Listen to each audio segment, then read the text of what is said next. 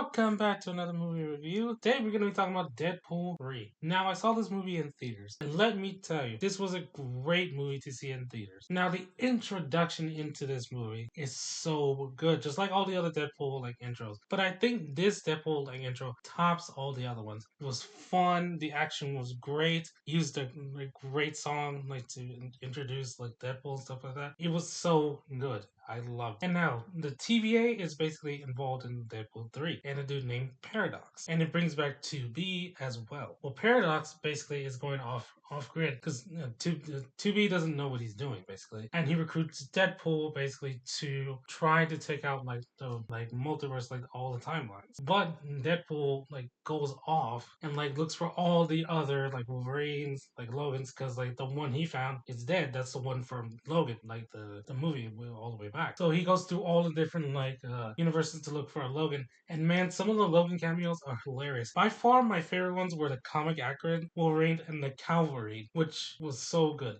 The comic accurate Wolverine is hilarious. Also, the where Logan is fighting the Hulk. That one's definitely my favorite too. That suit was spot on. It was good. It was great. I loved it. And Ryan Reynolds and Hugh Jackman's acting in this movie is so good. When they need to be comedic in this movie, they do, and they do it very well. The jokes had me laughing up a storm in the movie every single time, and their chemistry is so great in this movie. I love it. And when they need to be serious, they are. And Hugh Jackman's acting when it needs to be a serious moment is so good. It's 100% perfect every single time. It's really, really good. 100% fantastic. I loved it. And the way he made Deadpool just basically go silent was great. And you could tell Deadpool was very hurt by what Logan said to him. It hurt him very deeply because he never shuts up. But when he did shut up, you know it hurt him very deeply. And that scene was done so well. I loved it 100%. It's so good. Now let's talk about the cameos that are in this movie. And I was excited for these as much as anyone. Johnny Storm is back. Only, albeit for a brief time. He gets killed by Cassandra Nova, but it's great to see Chris Evans back as Johnny Storm. And I may have a controversial opinion. I liked his casting as Johnny Storm way back in those Fantastic Four movies. They were awesome. I loved it. He was one of the best castings along with Ben Grimm. That was a good casting. Along with Reed too. I like that. But it's good to see him in this. Now let's talk about the other cameos in here. Now we get Elektra, Jennifer Garner. She is back in this movie. Gambit, played by Channing Tatum. He was great in this movie. I loved him. He was hilarious. Blade, Wesley Snipes, is back.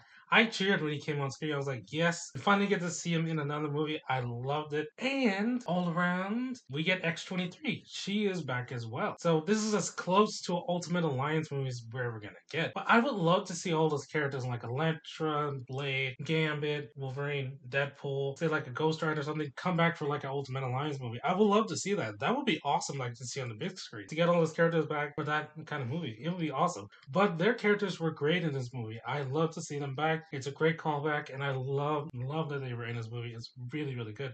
Cassandra Nova was a great villain. She was fantastic. I loved her acting in this movie. It was really, really good, and she was great. Overall, Deadpool and Wolverine was so good. I had a really fun time in this theater. The callbacks to the classic Marvel stuff was so good, and to the earlier X-Men movies to the non-canon Marvel movies like Blade, Elektra, Fantastic Four. That was good too. And at the end credits, you see all for X1, X2, Fantastic Four. You see it for all of that, and that's really good. That they call back to all of those, and that they're officially basically recognizing them as hey, these are the movies that came before the MCU was born, and they should get some kind of recognition too. They're basically what founded it, but Blade is one that founded it the most. And I would love to see Wesley Snipes' Blade get one final movie, just to set him off properly. That'd be cool. Or like I said, an Ultimate Alliance movie. That movie would be so great. To bring all those characters that were in this movie, Deadpool and Wolverine, and then get some